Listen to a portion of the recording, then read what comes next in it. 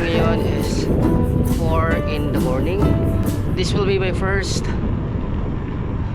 solo long ride. So for today's video, I'll be going to Surigao City. So it will be a 150-kilometer long ride. So I hope kakayanin. Tara, ubani ko ninyo.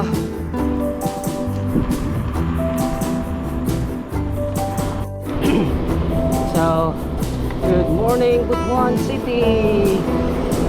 Time check guys, it's already 5 sa buntag. So this is Magsaysay Bridge, old Magsaysay Bridge. This is Agusan River.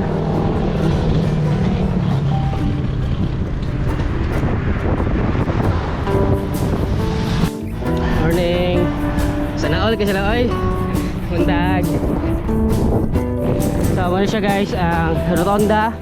Dili saan pa yun. So to the right is going to Davao City, then to the left to Surigao City. So I guess naka-ride na tag more or less 30 kilometers. Alright, so ini ha pati tagkalaay pero naiklupo na siklista nga sa bayan. Kaya na mag-speed na nila. Dito na sila Butuan guys. Welcome to City of Cabadbaran. So breakfast muna tayo dito, Cabadbaran City. Okay, so humanatag pamahaw. Oras karon 7 sa buntag. So 52 kilometers na siya guys. So need pa taog almost 100 kilometers for the destination Surigao City. So we are about to leave Cabadbaran City. Alright, so ingon nila nalaay na kuno mag solo ride.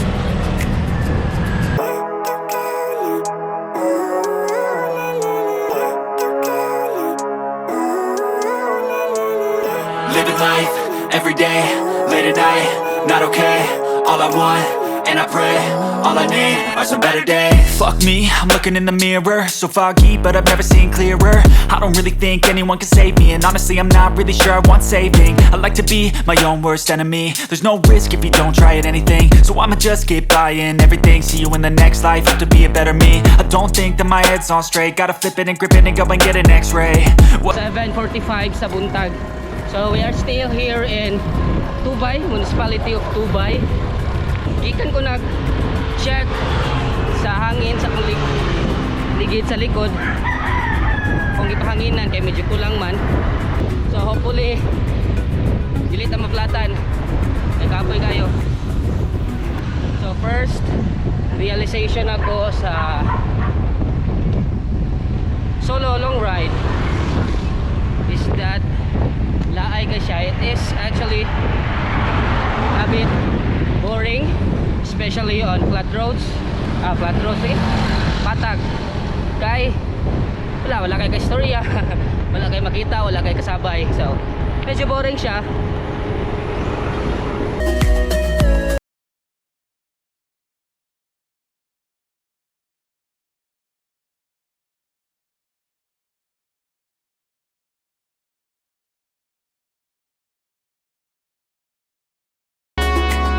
So nasa sa Santiago. So mao na niyang ilahang famous twin bridge here in Santiago.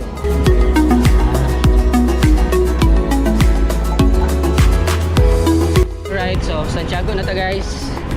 So TeeBee and then Santiago. So ang pahuway sa tam kita sa ko waiting shed para makapahuway ta. Holy shit. Kita tag waiting shed pero kita po tag tae. Tama kong tae. Shit. Malas.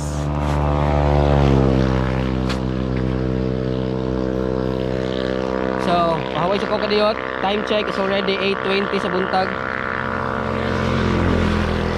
Diyos ko. So, from here 5 kilometers na lang, habongga na. Right, pahaway sa. So, we are now halfway mark sa tuang long ride. So, padayon ta.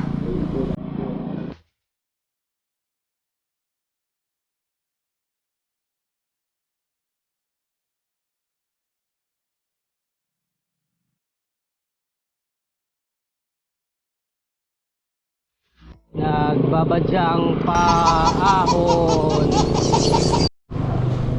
Sama na siya ang paahon. So, first ahon nga ako na experience going to Surigao City is this road from Habonga to Kitcharao. So, medyo lisod gidi ay ang solo ride, guys. So you will be on your own, self-pacing. Ay ka istorya.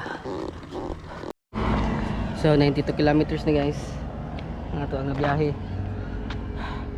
Pahuway sa tagay, medyo init. Oras karon is 9:45. Init. Makaya pa. So this is Lake Mainit, guys, and Kitcharao, Agusan del Norte. So taas-taas po dato ang pahuway ganiha, guys, kay nabi ka init. And then pasaka pag yun, tuktok ayo. Oh yes, feel na ako ang pagnaog na padaw na, guys. Yes, success. Woohoo!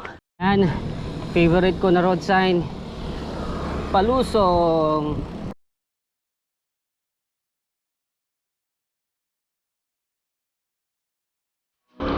Woo! Palusong.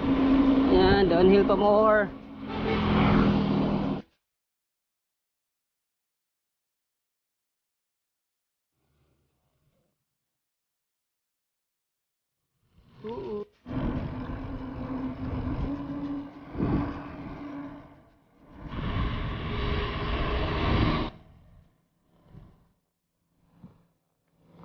Realization number 2, pag mag solo ride ka nya na i-view, gusto ka magpa-picture, maglisod ka, wala may mo take ni mag-picture. For example, ano this one, Ariane, hindi ang view, pero wala may mo picture ni mo. So padayon ta. Alright, one is Kitcharao. So Kitcharao na, mauna na siya ang last nga municipality in Agusan del Norte. So next is Surigao del Norte province na. So kung nag-ulan, to go or not to go? Layo pa mga god, 50 kilometers pa. My god, ilang basin niya, diliran ni mo ulan. So time check karon, it's 11:45 and napay saan 50 kilometers mo pa dayon bisag ulan. Ano yung national costume ron? Ano yung costume sa mga bikers pag mag-uwan? Cellophane lang, garbage cellophane lang, malakas. Ano ka buka nga niyo? Ano may katawa sa kong kalingon. Miss nag-cellophane na ta, nawaan na inho ng ulan. Bundag ulan. Og ni bundag ang ulan. Sakto gid ang kuan weather nga akong gi-search gabi nga muulan og gingaron nga orasa. 2 hours more to go. Hopefully 2 hours na lang. So naanata diri sa Rotonda. So to the right is Tandag City. So mo po siya ang dalan diri ko magkaraga loop. And then diri lang ko sa left because I'll be going to Surigao City. Pila na lang kani ka kilometers ba? This is badass already.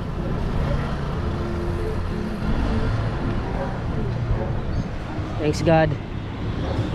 22 kilometers na lang. So naanata karon guys sa season Surigao del Norte. Aga pa dong? Kampulangit. Papunta na dito sa Kampulangit. Saan na dito? Ha? Saan na dito? Mountain Peak.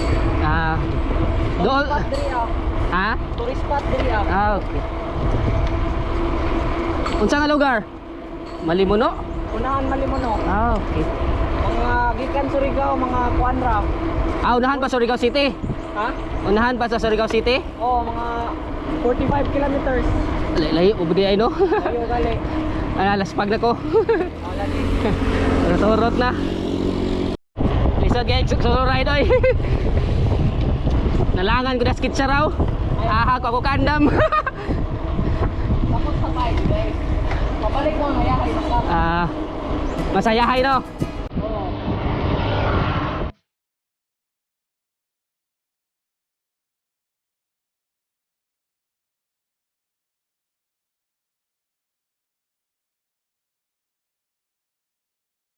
Alright, Surigao City na.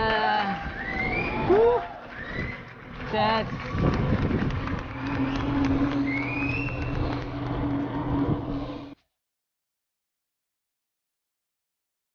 Surigao City. Grabe. Set. Ano ba maniyahon?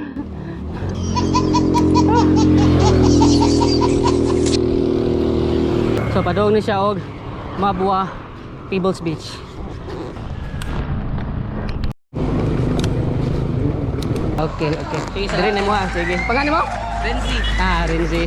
Fonz ko, Fonz. Nag-vlog po ko. Ay, yata ka sa Facebook. Sige. Yan naman. Right. So heading to Mabua Pebbles Beach.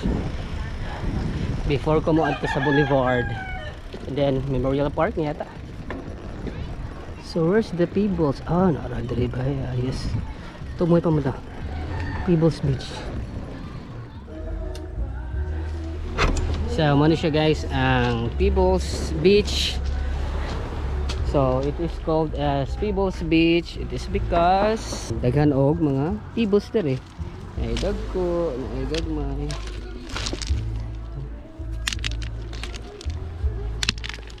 So gikan dire so the entire beach resort gikan dire padong dito. Puno gid siya og pebbles. So okay kayo. So success kayo ang ako ang pag-anhi dire solo long ride. So I guess that's it for today's bike ride. See you in my next vlog. Alright. So good morning Surigao City. Time check guys.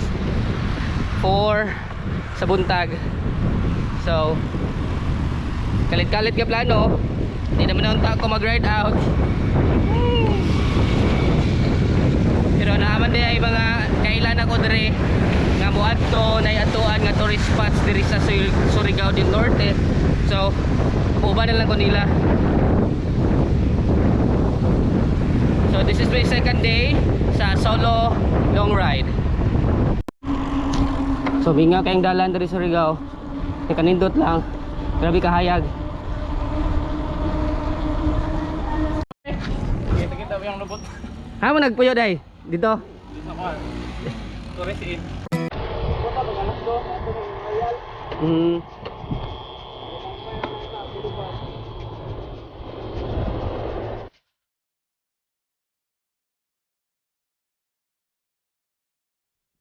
Foggy morning.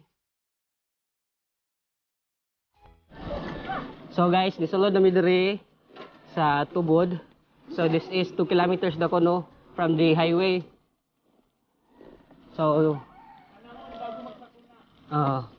naday sa kaon diri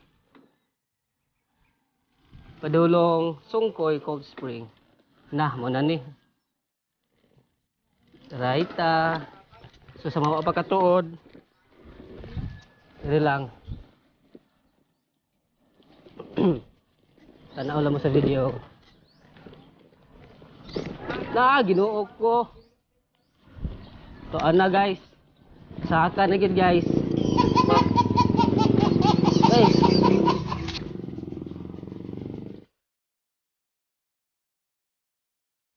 Taas din siya guys. Grabe ka sa kaon mo din diri. Tuk-tuk. Oh. Apa?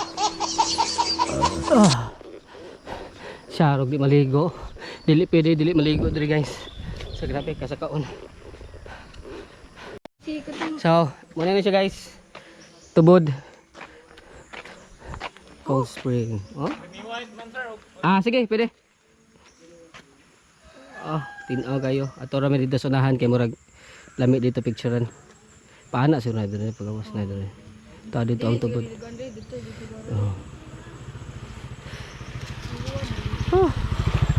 Bike Bike agad mi diri.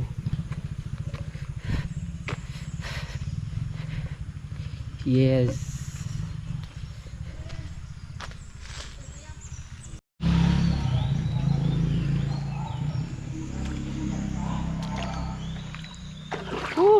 Bugdawa eh.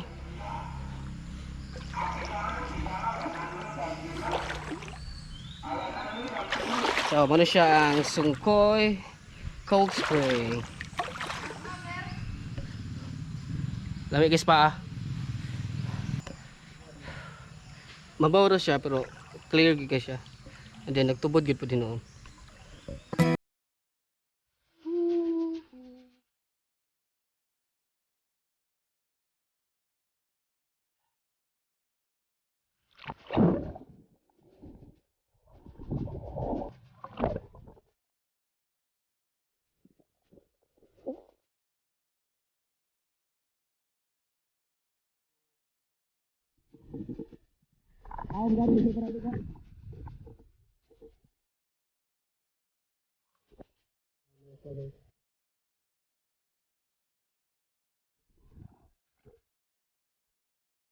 Alright, last.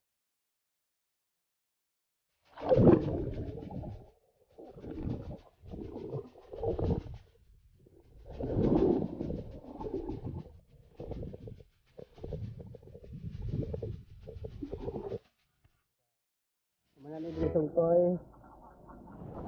Kailis no? Sige ngayon no. Murag magbakasyon ba? Magbike pa dito dahil. So that's it. So manaog may and then magbas kami pa sa ubos. Pwede na gid makaya. Sakit ako diri oh. And then diri pod, tikit. So paulit na mi guys. Okay. Ano Mark? Yab ko ninyo. Ganahan mga uyab. May kudog no? Marco Dog from Cabadbaran City, 11 years old. So muna na itong outfit guys oh. Kaya ano, magbas naman pag naog. Hindi na makaya. So all in all 200 siguro. 100 kilometers. Oh, thanks God. Walay aberya, walay disgrasya, walay daot sa bike. So, excited sa sunod. Asa na bugha sa sunod ni? Kami dyan. Woo!